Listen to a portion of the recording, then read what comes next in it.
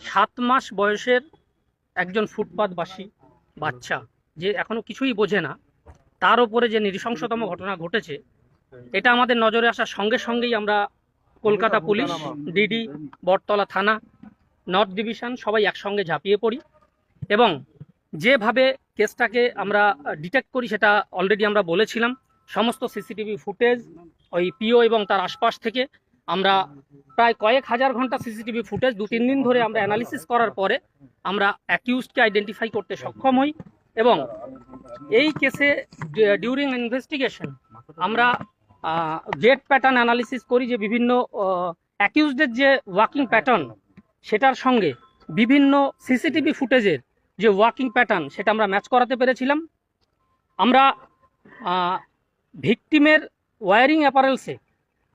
যে জিনিস স্যাম্পেলগুলো পেয়েছিলাম সেগুলোর সঙ্গে অ্যাকিউজডের ডিএনএ প্রোফাইল ম্যাচ করে গেছে। বাচ্চাটার যে ডিএনএ প্রোফাইল সেটা অ্যাকিউজডের জামায় যে রক্ত লেগেছিল তার সঙ্গে ম্যাচ করে গেছে। আমরা এখানে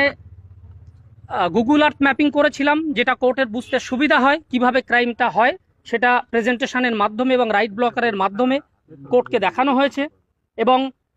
কোর্ট এটা কনভিন্সড হয়েছেন যে এটা বিরল থেকে বিরলতম ঘটনা।